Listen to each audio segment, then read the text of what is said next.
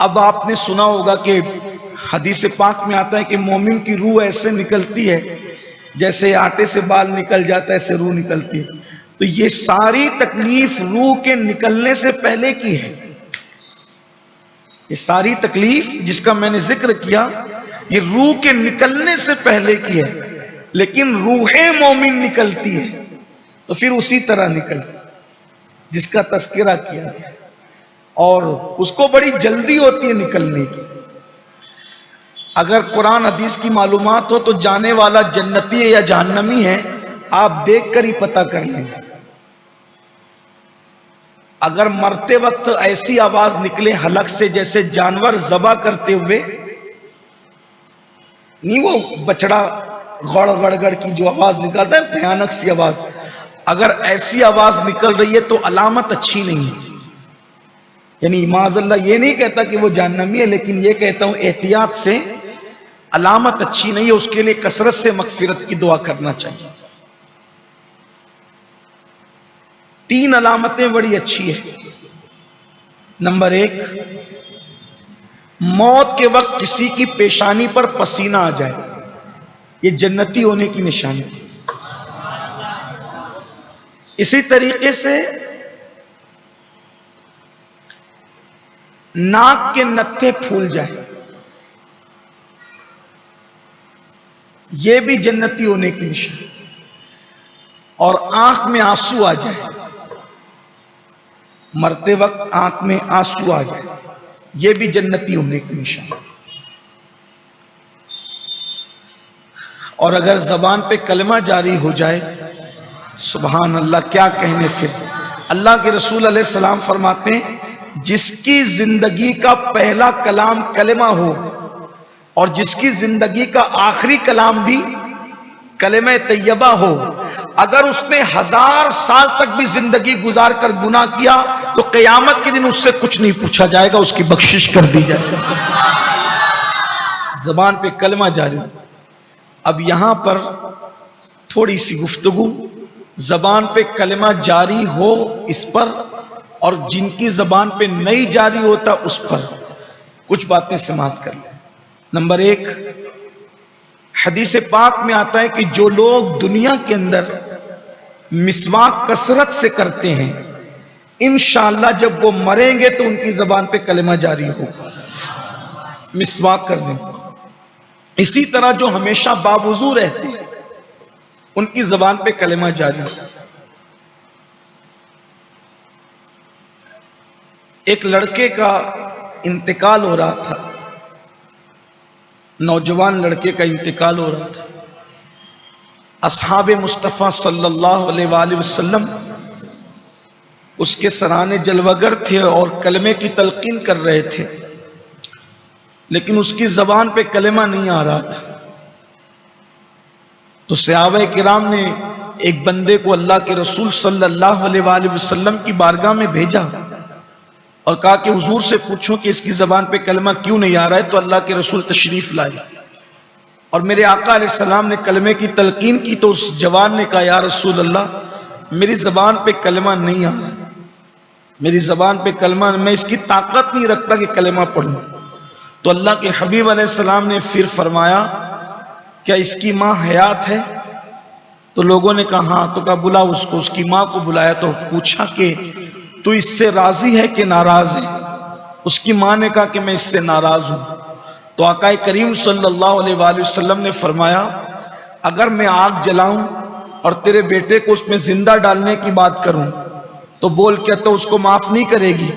اس کی یا رسول اللہ میں بالکل معاف کر دوں گی. تو فرمایا پھر معاف کر دے مجھے اور اللہ کو گواہ بنا کر. اس خاتون نے کہا کہ میں نے آپ کو اور اللہ کو گواہ بنا کر کے اپنے بیٹے کی غلطی کو معاف کر دیا. ادھر اس کی ماں نے اس کو معاف کیا. آقا نے فرمایا کلمہ پڑھ، تو اس نے کلمہ پڑھا لا الہ الا اللہ محمد الرسول اللہ، اور اس کی روح نکل گئی. اللہ کے حبیب علیہ السلام نے فرمایا اللہ نے میرے صدقے اس کو جنت عطا فرما دی. اس سے پتہ چلا کہ جو ماں باپ کا دل دکھاتے ہیں ان کی زبان پہ مرتے وقت کلمہ نہیں آئے گا. وہ کلمہ پڑھنے کی قدرت نہیں رکھیں گے، طاقت نہیں رکھیں گے. آج بہت سے لوگ جب گھر کے باہر نکلتے ہیں تو ان کی گفتگو اتنی میٹھی اتنی خوبصورت، ایسے بنا بنا کے الفاظ بولیں گے، اور جب گھر میں جائیں گے تو ماں باپ کا دل چھلنی کرتے، ماں باپ کا دل دکھاتے ہیں۔ یاد رکھیے جس سے ماں باپ ناراض ہیں، کلمہ تو اپنی جگہ، بہت سارے لوگ ایسے ہیں کہ جو مسلمان مرتے ہیں لیکن کلمہ نہیں آتا ان کی زبان پہ، نہیں آتا پھر بھی مسلمان مرتے ہیں، لیکن جو ماں باپ کو ستاتے ہیں ڈر ہے کہ وہ مریں گے تو کافر ہو کے مریں گے، اس لیے ماں باپ کا دل نہ دکھاؤ۔ نمبر 2 یہ بھی سن لیں کہ جو لوگ غسل جنابت میں ٹال مٹول کرتے ہیں، دیر سے کرتے ہیں غسل جنابت، ڈر ہے کہ جب وہ مریں گے تو کافر ہو کے مریں گے۔ اسی طرح سے جو لوگ اذان کی آواز سن کر کے دنیا کی باتیں کرتے ہیں، بک بک کرتے ہیں، چپ نہیں ہوتے اذان کی آواز سن کر، اس کا جواب نہیں دیتے، بے توجہی کرتے ہیں، حدیث پاک میں آتا ہے کہ ڈر ہے کہ مریں گے تو کافر ہو کر مریں گے۔ اس لیے اذان کی آواز سنو، پہلی مرتبہ جو اذان کی آواز کان میں آئے چپ ہو جاؤ، خاموش ہو جاؤ، کتنی بھی اہم بات چل رہی ہو چھوڑ دو وہیں پر، اس کا پہلے جواب دے دو۔ اذان 2 سے 3 منٹ کے اندر ہو جاتی ہے، اگر 2-3 منٹ کوئی بات ہم روک لیتے ہیں، رک جاتے ہیں، تو آخر کون سا ہمارا نقصان ہوتا ہے؟ اذان کی ناقدری مت کیجئے، اذان کا جواب دینا تاکیدی سنتوں میں سے ایک سنت ہے، بعض فقہا نے تو اس کو واجب تک قرار دیا ہے، لیکن میں دیکھ رہا ہوں کہ دنیا دار تو دنیا دار، مجرم لوگ تو مجرم لوگ، دیندار طبقے کو بھی دیکھتا ہوں کہ مسجد میں بیٹھ کر اذان سنتے ہیں لیکن ان کی زبان بک بک کر رہی ہوتی ہے، اس کا جواب نہیں دیتے۔ مجھے یہاں پر ایک بات یاد آئی، مغل بادشاہوں میں ایک بادشاہ ہے جس کو دنیا ہمایوں کے نام سے جانتی ہے۔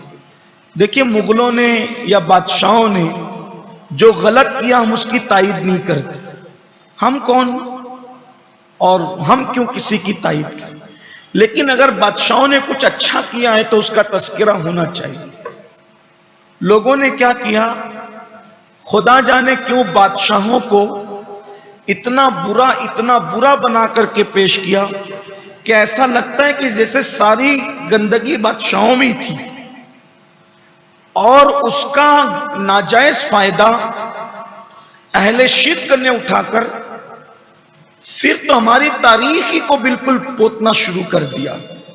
اسی لیے میں نے کل لوگوں سے کہا، غیروں سے سنا تم نے، غیروں سے کہا تم نے، کچھ ہم سے کہا ہوتا، کچھ ہم سے سنا ہوتا۔ اپنی تاریخ اپنے علماء سے سنو، اپنی تاریخ اپنی کتابوں میں پڑھو، فلم دیکھ کر اور سیریل دیکھ کر اسلامی تاریخ کو سمجھنے کی ضرورت نہیں ہے۔ ہمایوں بادشاہ تھا، ہمایوں کی عادت تھی کہ اگر اذان ہوتی، اذان کی آواز ان کے کان میں پہنچتی تو ہمایوں جہاں ہوتے، اگر جا رہے ہوتے تو وہیں کھڑے ہو جاتے۔ ہمایوں کی عادت تھی، بادشاہ ہو کر اس کو اذان کا اتنا خیال تھا، اگر وہ کہیں جا رہے اور اذان کی آواز ہے تو وہیں رک جائیں، اور جب تک اذان مکمل نہ ہو جائے اور اذان کا جواب نہ دے لے وہ آگے نہیں بڑھتے تھے۔ اللہ کی شان ہے، جو اللہ کے ذکر کی تعظیم کرے پھر قدرت اس کو رسوا تھوڑی کرتی۔ ایک بشر حافی اگر بسم اللہ کو اٹھا کر کے بلندی پہ رکھ دے تو اس سے ان کو ولایت مل جاتی ہے۔ اللہ کے ذکر کی بڑی شان ہے۔ اور ایک بات یاد رکھنا، اگر کوئی ذکر بہت زیادہ نہیں کرتا اپنی جگہ، لیکن ذکر کم کرتا ہے مگر ذکر اللہ کا ادب زیادہ کرتا ہے، تو بہت سی چیزیں ایسی ہیں کہ درجنوں سال کی، ہزاروں سال کی نفل عبادتوں سے جو مرتبے نہیں ملتے وہ ادب اور تعظیم کی وجہ سے ملا کرتے۔ ادب کا بہت بڑا مقام ہے۔ تو ہمایوں کی عادت تھی کہ وہ اذان کو کبھی بھولتے نہیں تھے اور اذان کی کبھی اس پہ بے توجہ ہی نہیں کرتے تھے۔ ایک دن ایسا ہوا کہ وہ اپنے محل کا زینہ اتر رہے تھے، محل کا زینہ اتر رہے تھے، ان کے ہاتھ میں عصا تھا۔ مومن کے لیے اللہ کے رسول علیہ السلام فرماتے ہیں مومن کے ہاتھ میں جب عصا ہوتا ہے تو شیطان اس کے قریب نہیں آتا. عصا کی بھی بڑی فضیلت ہے، اس لیے اس دور میں علماء، بادشاہ، سادات، صلحاء اپنے ہاتھوں میں عصا رکھتے تھے. اب لوگ مجبوری کی بنیاد پہ رکھتے ہیں، لوگ اس وقت سنت کی وجہ سے رکھتے. میں تو کہتا ہوں کہ اس سنت کو بھی زندہ کیا جائے. عصا رکھو اپنے پاس، لکڑی کا نہیں، اسٹیل کا رکھو کیونکہ حضور کی سنت ہے. لوہے کا رکھو، حضور کی سنت ہے. اور آقا علیہ السلام فرماتے ہیں کہ عصا جس مومن کے پاس، اس سے شیطان دور بھاگتا ہے. عصا کی بڑی برکت ہے. ہر نبی نے عصا رکھا، کوئی نبی ایسا نہیں ہوا کہ جس کے پاس عصا نہ ہو. ہم بہت ساری سنتوں کو مس کر رہے ہیں. یہ سنت بھی جوانی میں، سفر میں تو خاص رکھو عصا اپنے پاس.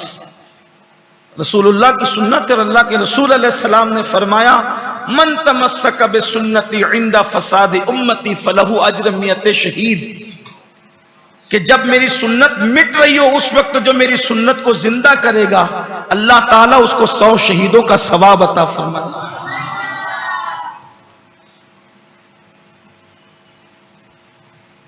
عصا کی ضرورت بڑھاپے میں نہیں ہے، عصا کی ضرورت تو جوانی میں ہے. کیونکہ جوان موسیٰ سے اللہ نے پوچھا تھا وما تلک بیمینک یا موسیٰ، اے موسیٰ تمہارے سیدھے ہاتھ میں کیا ہے؟ کیا فرمایا؟ قال ہی عصا، یہ میرے ہاتھ میں میرا عصا. عصا صرف ٹیک کر چلنے کے لیے نہیں ہے. حضرت موسیٰ علیہ السلام سے پوچھا تھا کہ آپ کے ہاتھ میں کیا ہے؟ تو انہوں نے کہا تھا عصا ہے، اور پھر کہا تھا کہ میں اس سے ٹیک لگاتا ہوں، یعنی میرا عصا میرے ٹیک لگانے کے بھی کام آتا ہے. درختوں کے پتوں کو جھاڑتا ہوں، درختوں کے پتوں کو جھاڑنے کے لیے بھی کام آتا ہے.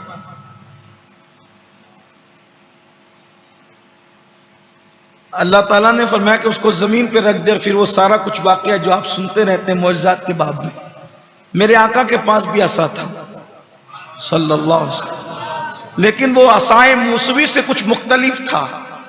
حضرت موسیٰ کا جو عصا تھا وہ اژدہائے غضب تھا، اور مصطفیٰ جان رحمت کا جو عصا تھا وہ گروہ کا سہارا تھا. اسی کو میرے امام کہتے ہیں عصائے کلیم اژدہائے غضب تھا، گروہ کا سہارا عصائے محمد. عصا کی بڑی فضیلت. کبھی انشاءاللہ وقت رہا تو ہم عصا پر گفتگو کریں گے، لیکن اتنا جو کہہ دیا ورنہ وقت بھی ختم ہوا ہے. اور میں تو یہ چاہتا ہوں کہ مرکزی اجتماع 11 بجے ختم ہو جایا کرے.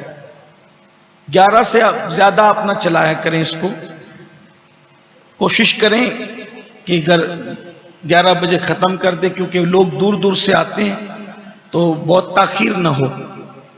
میں بھی ختم کر دوں گا چونکہ اپنی بات مکمل کر لوں. تو ہمایوں کے ہاتھ میں عصا تھا اور وہ زینہ اتر رہے تھے. مؤذن نے کہا اللہ اکبر اللہ اکبر، وہیں رک گئے اور اپنے عصا پر ہاتھ رکھا، آنکھ بند کی اور اذان میں اتنا ڈوب گئے کہ ان کو خیال ہی نہ رہا کہ میں زینے پہ کھڑا ہوں. اور اسی کیفیت کے اندر ان کا پیر پھسلا اور وہ زینے سے گرے اور اللہ نے ان کو شہادت کی موت عطا فرمائی. تو جو اذان سے بے توجہی کرے، ڈر ہے کہ مرے گا تو کفر پہ مرے. غسل جنابت میں تاخیر کرے، ڈر ہے کہ اس کی زبان پہ مرتے وقت کلمہ نہیں ہے. ایک اور بات سن، اگر کسی مومن کو جھڑکا اور اس کا دل دکھایا تو مومنوں کو جھڑک کر دل دکھانے والوں کی زبان پر بھی کلمہ نہیں آئے. اس لیے لوگوں کو جھڑکا مت کرو، ان کا دل مت دکھایا. لوگ آپ کا دل دکھا دیں، معاف کر دیں، لیکن آپ کسی کا دل نہ دکھائیں. میں آپ کو،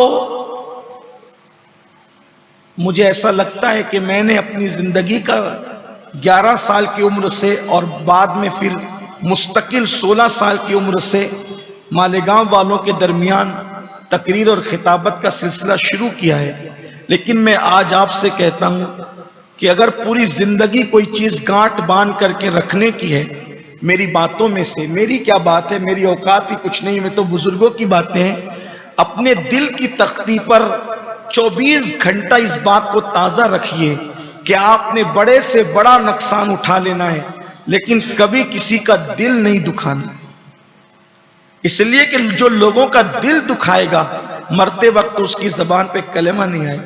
میرے عزیز، صرف نماز، روزہ، داڑھی، حج، زکوٰۃ یہی کافی نہیں ہے، اس کے علاوہ بھی کچھ چیز اور ہے۔ لوگوں کو جھڑکنا، لوگوں کا دل دکھانا، لوگوں کے دلوں کو تکلیف پہنچانا، اسی طریقے سے جو لوگوں سے حسد رکھتے ہیں مرتے وقت ان کی زبان پہ بھی کلمہ نہیں ہے۔ ایک اور بات بہت اہم یاد آ گئی، جو نماز کی حالت میں رکوع کرتے ہیں تو رکوع وہ اونٹ کی طرح کرتے ہیں، جیسے اونٹ کیسے ہوتا ہے ایسے، اس کی پیٹھ کیسے ہوتی، تو ڈر ہے کہ ان کی زبان پہ بھی مرتے وقت کلمہ نہیں ہے۔ ان کو چاہیے کہ جب وہ رکوع کرے تو بالکل پیٹھ کو سیدھی کرے، ایک دم سیدھی، اور سر اور پیٹھ بالکل برابر ہونی چاہیے۔ وہ جو ایسے کوہان کی طرح وہ پیٹھ نکل آتی ہے تو وہ نہیں ہونا چاہیے، اس سے بھی ڈر ہے کہ مرتے وقت زبان پہ کلمہ نہیں آئے گا۔ یہ چند چیزیں تھی جو تذکرہ کر دی گئی۔